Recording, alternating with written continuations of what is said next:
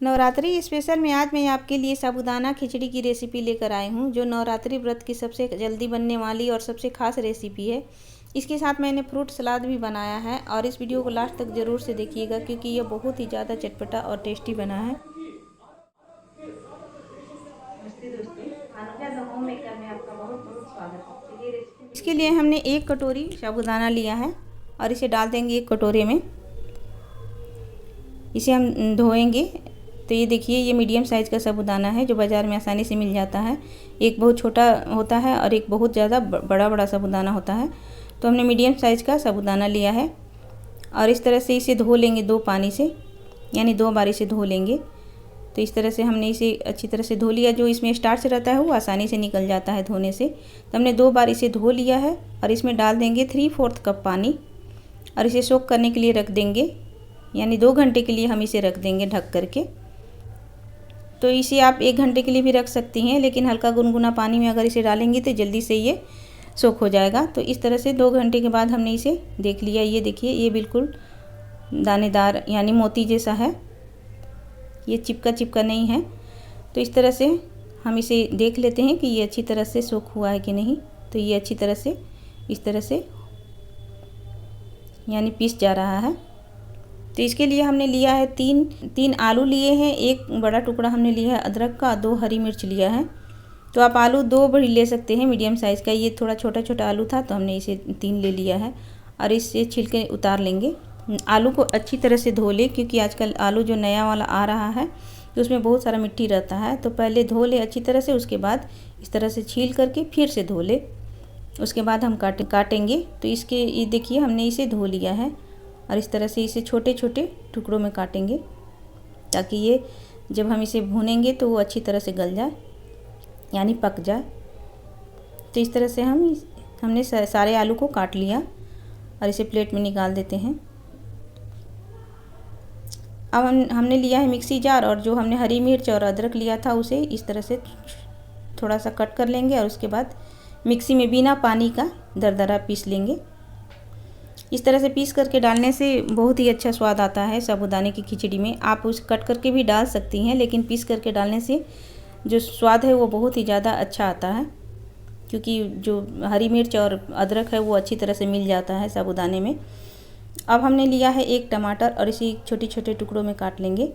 अगर आप व्रत की रेसिपी में टमाटर डालती हैं तो आप डालिए, नहीं तो इसे आप स्किप भी कर सकती हैं। अब हम चलते हैं गैस की तरफ और हमने लिया है कढ़ाई और उसको गरम कर लिया है। अब उसमें डाल दिया 1 चम्मच घी को इस तरह से फैला लेंगे। इसमें डालेंगे मूंगफली। आधा कप मैंने मूंगफली लिया है, आप इससे कम भी ले सकती हैं, यानी 2 चम्मच भी ले सकती हैं। लेकिन मेरे बेटे को मूंगफली साबूदाने की खिचड़ी में ज़्यादा पसंद है, तो वो जिद कर रहा था कि साबूदाना की खिचड़ी बना दीजिए, तो उसमें मूंगफली ढेर सारा डालिएगा। तो मैंने इतना सारा लिया है मूंगफली, आप इससे कम भी डाल सकती हैं। इस तरह से मूंगफली को डाल करके और अच्छी तरह से मीडियम आंच पर रोस्ट कर लेंगे। अब उसी घी में डाल देंगे 1/2 टीस्पून हमने जीरा डाला है। जीरा जब अच्छी तरह से चटक जाए तो उसके बाद हम इसमें डाल देंगे जो हमने कट करके रखा है आलू। सारे आलू को हम डाल देंगे और उसके बाद इसे अच्छी तरह से भूनेंगे मीडियम से तेज़ आंच पर। इसे अच्छी तरह से भून ले। जब ये हल्का गुलाबी हो जाए तो आप इसे ढक करके भी भून सकती हैं, ताकि ये अच्छी तरह से पक जाए। तो हमने इसे थोड़ी देर के लिए ढक दिया था, क्योंकि जब हम इसे साबूदाने में डालेंगे तो अच्छी तरह से पका हुआ होना चाहिए। तो आलू अच्छी तरह से पक गया है। तो अब इसमें हम डाल देंगे 1/2 टीस्पून हमने हल्दी पाउडर डाल दिया है और उसके बाद हम डाल देंगे हरी मिर्च और अदरक का जो हमने पेस्ट बनाया था, यानी दरदरा जो पीस करके रखा था, उसे डाल देंगे।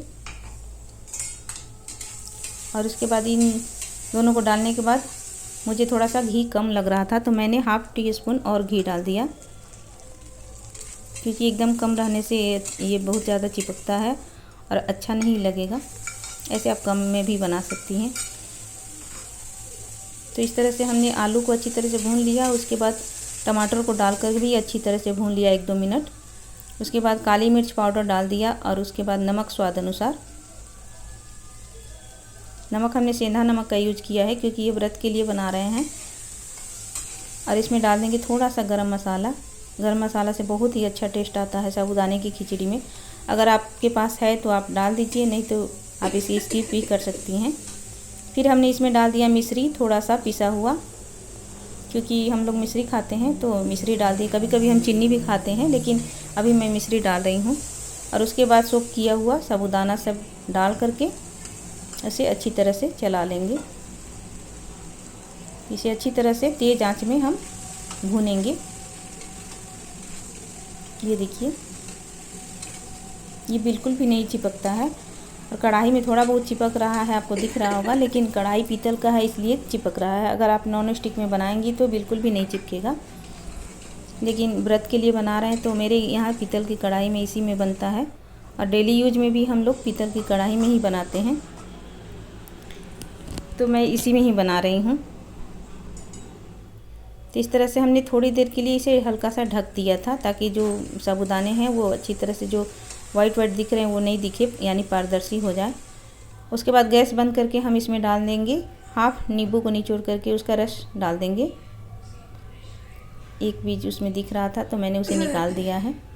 इसके बाद ढेर सारा धनिया पत्ता कटा हुआ डाल देंगे, जिससे ये साबूदाना की खिचड़ी है वो बहुत ही ज़्यादा लाल पीला हरा दिखने लगे, यानी बहुत ज़्यादा टेस्टी भी और स्वाद दिखने में भी अच्छा लग रहा है। ये देखिए, तो इस तरह से हमने भून लिया है और उस गैस बंद कर दिया। अब हम बना लेते हैं सलाद। तो ये हमने एक केला को काट लिया और ये स्टार फ्रूट है। आपके यहाँ ये मिलता है कि नहीं? यहाँ झारखंड में तो बहुत ज़्यादा मिलता है और ये मुझे तो बहुत ज़्यादा पसंद है, क्योंकि ये इतना जूसी और खट्टा मीठा होता है कि मैं इसे 3-4 अकेले ही खा जाती हूँ। तो इसका सलाद मैं बना रही हूँ। तो ये देखिए, मैंने इसे कट कर लिया और इसके बीच में छोटा सा 2-3 बीज होता है, तो उसे भी मैंने निकाल लिया है। और आधा सेव को कट कर लेंगे। थोड़ा सा काली मिर्च हमने डाल दिया, सेंधा नमक यानी व्रत वाला नमक डाल देंगे। उसके बाद थोड़ा सा नींबू निचोड़ देंगे और उसके बाद धनिया पत्ता डाल देंगे, ताकि सलाद भी देखने में अच्छा लगे और खाने में भी अच्छा लगे। तो इस तरह से हम इसे एक बाउल में निकाल लेते हैं। और जब आप इसे व्रत में बनाएंगी तो ये आपको भरा भरा भी, एक बार खाने से आपको फिर दोबारा खाने का ज़रूरत भी नहीं पड़ेगा, क्योंकि ये बहुत ज़्यादा हेल्दी भी है और खाने में पेट भी भर जाता है। तो ये देखिए कितना खिला खिला साबूदाना बना है और इसमें हमने कोई भी मूंगफली पाउडर या कुछ भी नहीं डाला है, फिर भी ये बहुत ही ज़्यादा अच्छा बना है। अगर आप इसे वाइट दिखाना चाहती हैं तो आप हल्दी पाउडर की स्किप कर सकती हैं। थोड़ा सा धनिया पत्ता को हमने इस तरह से डाल करके गार्निश कर लिया। और ये देखिए कि देखने में कितना अच्छा लग रहा है। तो मेरे कहने पर मत जाइएगा, आप इसे एक बार ज़रूर से अपने घर में बनाइएगा। और जब आप इसे बनाएंगी तो आप भी इसे बार बार नाश्ते में भी बनाना चाहेंगी, बिना व्रत के भी। तो ये देखिए, मैंने आपको चम्मच से भी दिखा दिया। ये देखिए, एकदम बिल्कुल भी स्टिकी नहीं बना है। तो हमने जो 3/4 कप पानी डाला था, यानी 1 कप साबूदाने में, तो उससे ये एकदम परफेक्ट नाप था। और इस तरह से हमने साबूदाने की खिचड़ी बना करके तैयार कर लिया है। तो इसे मैं व्रत में भी खाऊंगी और उसके बाद मेरा बेटा भी खाएगा और घर के सभी लोग खाएंगे। तो ये देखिए, मैं आपको फिर से चम्मच से दिखा रही हूँ। अगर रेसिपी पसंद आ रही हो तो प्लीज़ कमेंट करना मत भूलिएगा, क्योंकि आपके कमेंट से हमें बहुत सारा प्रोत्साहन मिलता है। और ऐसे ही ढेर सारी रेसिपी, यानी व्रत की रेसिपी मेरे चैनल पर उपलब्ध है, तो आप उसे भी ज़रूर से देखिएगा। और आप सबको नवरात्रि व्रत की बहुत बहुत शुभकामनाएं। और इसे लाइक, शेयर और कमेंट करना भी मत भूलिएगा। धन्यवाद।